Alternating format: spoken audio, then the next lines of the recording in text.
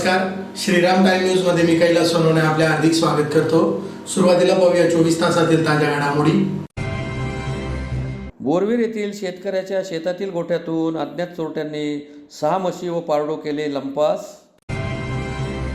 श्री शिवाजी विद्याप्रसारक संस्थेच्या साहित्य व वाणिज्य महाविद्यालयात आदिवासी समुदाय विकास कार्यक्रम या विषयावर एक दिवसीय विद्यापीठ स्तरीय कार्यशाळा संपन्न। कर्ले येथील जिल्हा परिषद मराठी शाळेत वार्षिक स्नेहसंमेलनाचा कार्यक्रम मोठ्या उत्साहात संपन्न। आणि स्वीकृत नगरसेवक पद संदर्भात उच्च न्यायालयात महाराष्ट्रातील पहिली जनहित याचिका दाखल। आता बातम्या विस्ताराने। धुळे तालुक्यातील बोरवीर येथील शेतकरी रखमाजी गवळी यांच्या शेतातील गोठ्यातून अज्ञात चोरट्यांनी 6 म्हशी व 3 पारडे चोरून नेल्याची धक्कादायक घटना उघडकीस आली आहे। या घटनेमुळे परिसरात खळबळ उडाली आहे। या घटनेत सुमारे 8 ते 10 लाख रुपयांचे आर्थिक नुकसान झाल्याचा अंदाज व्यक्त करण्यात आला आहे। याबाबत अधिक माहिती अशी की शुक्रवारी रात्रीच्या सुमारास चोरट्यांनी गोठ्यात शिरून नियोजनबद्ध पद्धतीने म्हशी पळून नेल्या। सकाळी गोठ्यातील म्हशी गायब असल्याचे लक्षात येताच रखमाजी गवळी यांनी परिसरात शोधाशोध केली, मात्र काहीच धागादोरा लागला नाही। या घटनेमुळे शेतकरी कुटुंबावर मोठा आर्थिक आघात झाला असून आधीच विविध समस्यांनी ग्रासलेल्या शेतकऱ्यांपुढे नवे संकट उभे ठाकले आहे। एकीकडे जमिनीच्या मोबदल्याचा प्रश्न, हमी भावाचा अभाव, तर दुसरीकडे वाढत्या चोऱ्यांच्या घटनांमुळे शेतकरी वर्ग त्रस्त झाले आहे। धुळे जिल्ह्यात अशा प्रकारच्या गुन्ह्यात वाढ होत असल्याची चर्चा असून पोलीस प्रशासनाने या प्रकरणाची गंभीर दखल घेऊन चोरट्यांचा बंदोबस्त करावा अशी मागणी ग्रामस्थांकडून करण्यात येत आहे। या घटनेमुळे शेतकरी सुरक्षिततेचा प्रश्न पुन्हा ऐरणीवर आला आहे। रखमाजी सैदू गवळी, राहणार बोरवीर, गट नंबर 106 या शेतातून मी छोटंसं शेड बांधलेलं आहे। तिथे माझ्या 10-11 म्हशी राहायच्या। 10-11 म्हशीमधून 6 म्हशी गेल्या माझ्या, 3 पालड्या गेल्या, 1 ढेपीचं पोतं, 15 पेंड्या चाऱ्याच्या गेल्या। पोलीस कंप्लेंट केलेली आहे। चालेल। माझं कमीत कमी 8-9 लाख रुपये नुकसान झालेलं आहे। किती होते म्हशीची? 6 म्हशी होत्या। काय 1.5 लाख रुपये। किती दूध द्यायची तुम्ही म्हैस? 6 लिटर दूध द्यायचे। तुमची आता माझी मागणी आहे, आम्हाला भरपाई पाहिजे बस, काय शासनाकडे। पोलीस प्रशासनाने लवकरात लवकर न्याय मिळवून द्यावा आम्हाला। माझे नाव अरुण राजेंद्र डमधरे। तर या चोरीमागे जी घटना घडलेली आहे त्याचा तर आम्ही सर्व गावकरी निषेध करतच आहोत। सोबतच सर्व गावकऱ्यांच्या माध्यमातून आम्ही सिग्नेचर वगैरे घेऊन आम्ही एक निवेदन टाईप करून आम्ही कार्यकारी दंडाधिकारी सोबतच जे जिल्हाधिकारी आहेत त्यांना आम्ही ते निवेदन सादर करणार आहोत। वेळोवेळी आमच्या गावात पुन्हा या चोऱ्या होत आहेत आणि पूर्वी जे छोट्या मोठ्या चोऱ्या होत होता, आता त्यांनी विस्तृत रूप घेतलेलं आहे। तर माझं म्हणणं असं आहे की कायद्याचा जरा वचक दाखवायला हवा पोलीस अधिकाऱ्यांनी आणि या चोरांना एकदा सबक शिकवायला हवा आणि माझ्या गावाकडे किंवा माझ्या गावातल्या गुराढोरांकडे चोरांची नजर जाऊ नये अशी आमची विनंती आहे। कवयित्री बहिणाबाई चौधरी उत्तर महाराष्ट्र विद्यापीठ जळगाव, श्री शिवाजी विद्याप्रसारक संस्थेचे भाऊसाहेब नास पाटील साहित्य व मुफीम व वाणिज्य महाविद्यालय धुळे यांच्या संयुक्त विद्यमाने PM उषा शिक्षण मंत्रालय भारत सरकार नवी दिल्ली अंतर्गत आदिवासी समुदाय विकास कार्यक्रम या विषयावर एक दिवसीय विद्यापीठ स्तरीय कार्यशाळेचे शनिवारी आयोजन करण्यात आले होते। कार्यक्रमाच्या अध्यक्षस्थानी प्राचार्य डॉक्टर रवींद्र वाघ हे उपस्थित होते। उपस्थित प्रमुख अतिथींच्या हस्ते प्रतिमा पूजन तसेच दीप प्रज्वलन करून कार्यक्रमास सुरुवात करण्यात आली। कार्यशाळेत आदिवासी समाज आणि प्रकल्पस्तरीय शासकीय योजना या संदर्भात सहाय्यक प्रकल्प अधिकारी एकात्मिक आदिवासी विकास प्रकल्प धुळेचे दशरथ सिद्धे यांनी माहिती दिली। तसेच आदिवासी समाजाचे सामाजिक, शैक्षणिक व आर्थिक वास्तव्य या विषयावर प्राध्यापक डॉक्टर डोंगरसिंग पावरा, आदिवासी समाजातील सांस्कृतिक परिवर्तन याबाबत डॉक्टर हेमंत कुमार पाटील, आदिवासी युवकांसाठी कौशल्य विकास आणि संधीतील आव्हाने याबाबत डॉक्टर सुधाकर जाधव आदींनी सखोल मार्गदर्शन केले। यावेळी श्री शिवाजी विद्याप्रसारक संस्थेचे उपाध्यक्ष डॉक्टर ST पाटील, प्राचार्य डॉक्टर रवींद्र वाघ यांच्यासह समन्वयक डॉक्टर मोहन पावरा, संयोजक doctor Suresh Agale, doctor Naresh Bagal, doctor Nilesh Patil, doctor Sharad Bamre, आयोजन समितीचे doctor Mahendra Kumar Wade, doctor Sanjay Godse, doctor Jitendra Talware, doctor Sambhaji Patil, doctor Machhindra Thackeray, doctor Bhagyashree Patil, doctor Prashant Badane, doctor Sachin Jadhav, doctor Baban Gavit, Narendra Kumar Surve, Nitin Kotekar आदी उपस्थित होते. म्हणजे शाळेतून शिकवलं जायचं, आदिवासी बांधवांना पुढं कसं आणायचं, त्या माध्यमातून शासनाचा एक प्रकल्प होता. तुम्ही ते गीत पण गायलं, जे तुमच्या आजही सातपुड्यामध्ये ते गीत गायलं जातं. आणि वाघाचा बछडाच आहे आदिवासी, ही एक ताकद आहे. आजही भारताच्या इतिहासाचा विचार करा तर मूळ नागरिक म्हणून आदिवासी बांधव आहेत मित्रांनो.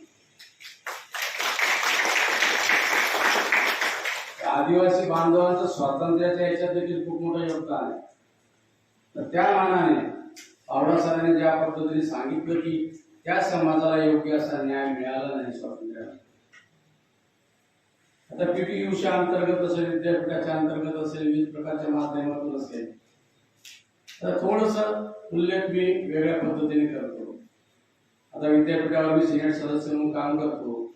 त्याच्यामुळे क्रीडा परिषदेवर असेल किंवा विविध प्रकारच्या त्या कमिटीज मध्ये मी काम करतो. मागच्या वर्षी क्रीडा सप्ताह अंतर्गत जो जिमखाना डे झाला, त्यातल्या मॅक्झिमम पारितोषिक ही सगळी आदिवासी क्रीडापटूंनी मिळवली होती मित्रांनो. म्हणजे 100 लोकांचा सत्कार झाला असेल तर कमीत कमी 60% मुलं, 60% विद्यार्थी, खेळाडू हे आदिवासी. म्हणजे त्यांची फिजिकल कॅपॅसिटी बघा. आम्ही शहरात राहतो, आम्ही विविध प्रकारच्या आहाराचं नियोजन करतो, न्यूट्रिएट करतो. तुमच्या सातपुड्यात कुठं काय जन्माला काय 5व्या दिवशी मौची दारू पाजायची, बरोबर आहे का? किंवा कुठल्याही साधन सुविधा नाही, आजही नाहीये. पण तुमच्यामध्ये ती कपॅसिटी मित्रांनो, मग ती क्रीडा क्षेत्राची असो की कुठल्याही प्रकारची असो. वास्तविक त्या लोकांनी सांगितलं की मी एक खेळाडू आहे आणि अभिमानाने सांगतो की मी ज्या खेळामध्ये होतो, ऍथलेटिक्स असेल, खो खो असेल, कबड्डी असेल, त्या ठिकाणी देखील त्या काळात देखील आदिवासी माझ्या खेळाडू मित्रांचं वर्चस्व होतं. या धुळ्या जिल्ह्यातून ज्या काही टीम्स झाल्या पावरा सर, त्यांचं नेतृत्व नाही, महाराष्ट्राचं नेतृत्व त्यांनी केलं. आता रिंकू पावरा म्हणून आपल्या विद्यापीठाचे खेळाडू आहेत. रिंकू पावरा नाव बरीच सांगता येईल तुम्हाला. खेलो इंडिया नावाचं जे भारताचं एक क्रीडा प्राधिकरण आहे, त्याच्यात तिला प्रथम क्रमांकाची शिष्यवृत्ती मिळाली. आंतरविद्यापीठीय अखिल भारतीयला ती दुसऱ्या क्रमांकावर आहे. धुळे जिल्ह्यातील शिंदखेडा तालुक्यातील कर्ले येथील जिल्हा परिषद मराठी शाळेत वार्षिक स्नेहसंमेलनाचा कार्यक्रम मोठ्या उत्साहात संपन्न झाला. उपस्थित मान्यवरांच्या हस्ते दीपप्रज्वलन करून कार्यक्रमास सुरुवात करण्यात आली. यावेळी गट शिक्षणाधिकारी DS सोनवणे यांनी मार्गदर्शन करताना विद्यार्थ्यांचे कौतुक केले. तसेच शिक्षकांनी विद्यार्थ्यांना दिलेले मार्गदर्शन आणि परिश्रम याचेही कौतुक करत अभिनंदन केले. स्नेह मेळाव्यात विद्यार्थ्यांनी विविध सांस्कृतिक कार्यक्रम सादर करत उपस्थितांची मने जिंकली. देशभक्तीपर गीते, नृत्य, नाटिका, समूहगीत तसेच सामाजिक संदेश देणारे प्रयोग सादर करण्यात आले. विद्यार्थ्यांच्या कलागुणांना व्यासपीठ मिळाल्याने पालकांनी समाधान व्यक्त केले. या प्रसंगी सरपंच सीताताई ठाकरे, उपसरपंच पंडित वाघ, पोलीस पाटील प्रफुल्ल देवरे, गट शिक्षणाधिकारी DS सोनवणे यांच्यासह ग्रामस्थ, पालक वर्ग व विद्यार्थी मोठ्या संख्येने उपस्थित होते. कार्यक्रम यशस्वीतेसाठी गोकुळ सोनार, मुख्याध्यापक रवींद्र सोनवणे, विकास पालवे, कैलास वाणी, अनिल निकवाडे, रमेश वाघ यांच्यासह शिक्षक, शिक्षकेतर कर्मचाऱ्यांनी विशेष परिश्रम घेतले. आज कर्ले शाळेची सांस्कृतिक कार्यक्रम आपण कर्ले गावामध्ये आयोजित केलेला होता. मुलांच्या सुप्त गुणांना वाव देण्यासाठी आज आपण या ठिकाणी विठ्ठल मंदिराच्या साक्षीने हा कार्यक्रम पार पडला. अतिशय कर्ले गावाने या ठिकाणी सुंदर साथ दिलेली आहे. देणगी कर्ले गावाने खूप खूप दिली. या निमित्ताने मी कर्ले गावाचा खूप खूप आभारी आहे. या क्षणी फक्त एकच विनंती करतो की आपण इंग्लिश मिडियमच्या शाळांच्या नादी न लागता आपल्या शाळासुद्धा या इंग्रजी मिडियमच्या झालेल्या आहेत आणि आपल्याकडे सुद्धा CBSE पॅटर्न चालू झालेला आहे.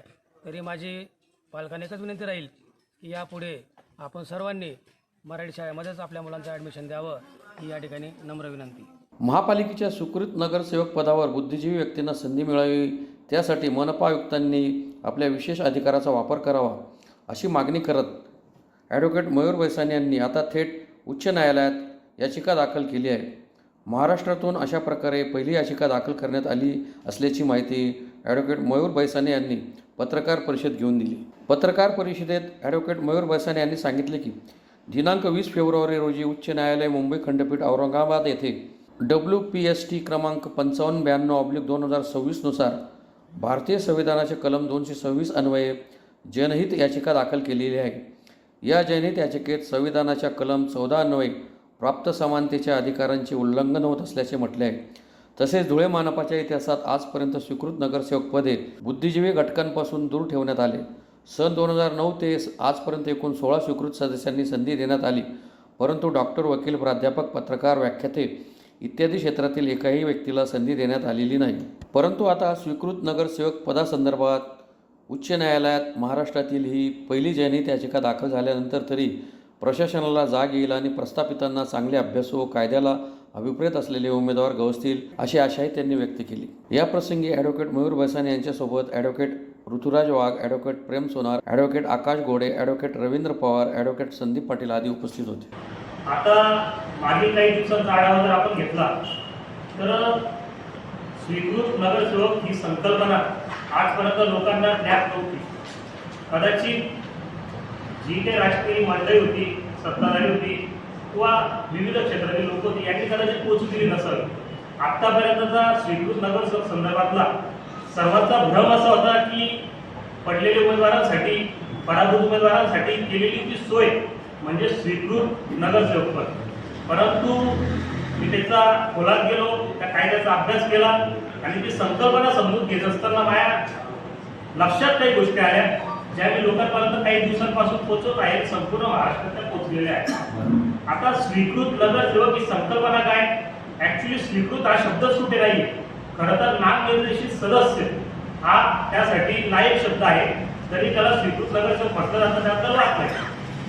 आता महाराष्ट्र महानगरपालिका नामनिर्देशित सदस्यांची अर्हता व नियुक्ती नियम 2012 जो आहे त्याचा नियम 4 जर आपण सगळ्यांनी पाहिला तर त्याच्यात क्रमांक ते 6 विविध पद्धतीच्या त्या ठिकाणी अर्हता दिलेल्या आहेत. त्यामध्ये कोण येतं तर डॉक्टर, वकील, प्राध्यापक, विविध क्षेत्रातील लोक, पत्रकार बांधव असे विविध क्षेत्रात सामाजिक कार्य करणारे लोक असतील, त्यांच्या क्षेत्रात तज्ज्ञ असतील, अशा लोकांना या ठिकाणी घेण्याची तरतूद आहे, महानगरपालिकेत घेण्याची तरतूद आहे स्वीकृत नगरसेवक म्हणून. आता स्वीकृत नगरसेवक म्हणून याच लोकांना का घेण्यात यावं तर हा जर आपण विचार केला, जेणेकरून आयुक्तांना भविष्यात कुठलेही मोठे निर्णय घ्यायचे असतील तर त्यांनी या विविध क्षेत्रातील लोकांसोबत सल्लामसलत करणं आवश्यक आहे. त्या अनुषंगाने त्यांची पुढची पावलं उचलणं आवश्यक आहे, जेणेकरून धुळे शहराचा किंवा प्रत्येक महानगरपालिकेतील क्षेत्राचा या विविध तज्ज्ञ लोकांच्या अभ्यासाचा फायदा त्यांना होऊ शकतो आणि जेणेकरून यांच्या अनुभवाचा फायद्यातून प्रगतीची वाट ही त्यांची सुकरू शकते. यासाठी ही तरतूद कायद्यात केलेली आहे. परंतु आतापर्यंत इतिहास पाहिला स्वीकृत कमी आणि विकृत जास्त असा प्रकार घडत आलेला आहे. त्यामुळे स्वीकृत सदस्याला किंमत आहे किंवा नाही या अनुषंगाने विचार करणं महत्त्वाचं आहे. मी काही दिवसापासून फक्त कायद्याचा बोट धरूनच या विषयाला हात घातलेला आहे. कायदा मला जितका समजतो तो तुमच्यापर्यंत पोहोचवण्याचा प्रयत्न करत आहे. आता राहिला प्रश्न विविध क्षेत्राची उमेदवार घेतले जातात किंवा नाही, हा आतापर्यंतचा सगळ्यात मोठा प्रश्न आहे. आता याच कायद्याची तरतूद जर आपण पाहिली तर मुंबई नोंदणीकृत संस्थांचा जो कायदा आहे 1950 या अनुषंगाने ज्या काही नोंदणीकृत संस्था आहेत त्यात काही सदस्य जर 5 वर्षापेक्षा जास्त कालावधीपासून काम करत असतील, त्यांचा अनुभव असेल किंवा त्यांचा कार्य अहवाल असेल, अशा लोकांना या पदासाठी घेण्यात यावं अशी देखील कायद्यात आहे. परंतु जेव्हा धुळे महानगरपालिकेत मी माहिती अधिकार कायदा 2005 अनुषंगाने काही माहिती मागवली, या माहितीमध्ये मला काही इतक्या त्रुटी आढळून आल्या आहेत की ज्या मी पिटिशन दाखल करतेवेळी मान्य उच्च न्यायालयात सांगितलेले आहेत त्या आपल्या समोरही निषेध करतो. या त्रुटी ज्या आहेत त्या अशा आहेत की 2009 ते 2025 पर्यंत आजपर्यंत जितके काही स्वीकृत नगरसेवक झाले त्या संदर्भातली माहिती आहे. आतापर्यंत 2009 ते 25 पर्यंत महानगरपालिकेमध्ये एकूण 16 स्वीकृत नगरसेवक झालेले आहेत. स्वीकृत नगरसेवक मी आत्ताच सांगितलं की डॉक्टर, वकील, पत्रकार, विविध क्षेत्रात, सामाजिक क्षेत्रात काम करत असलेले लोक या द्यावे अशी तरतूद असताना देखील या माहिती अधिकारात मला अशा गोष्टी समोर आलेल्या आहेत की फक्त नोंदणीकृत संस्था मध्ये काम करणाऱ्या लोकांनाच देण्यात आले. जे काही 16 लोक आहेत हे फक्त त्या क्षेत्रातले आहेत. पुन्हा एक नजर ठळक घडामोडींवर. बोरवीर येथील शेतकऱ्याच्या शेतातील गोठ्यातून अज्ञात चोरट्यांनी 6 म्हशी व पारडो केले लंपास. श्री शिवाजी विद्याप्रसारक संस्थेच्या साहित्य व वाणिज्य महाविद्यालयात आदिवासी समुदाय विकास कार्यक्रम या विषयावर 1 दिवसीय विद्यापीठ स्तरीय कार्यशाळा संपन्न. कर्ले येथील जिल्हा परिषद मराठी शाळेत वार्षिक स्नेहसंमेलनाचा कार्यक्रम मोठ्या उत्साहात संपन्न. आणि स्वीकृत नगरसेवक पद संदर्भात उच्च न्यायालयात महाराष्ट्रातील पहिली जनहित याचिका दाखल. याचबरोबर श्रीराम टाइम न्यूजच्या बातमीपत्र संपले. दिवसभरातील ताज्या घडामोडींसाठी पाहत राहा श्रीराम टाइम न्यूज. भेटूया पुढील प्रसारणात. तोपर्यंत नमस्कार.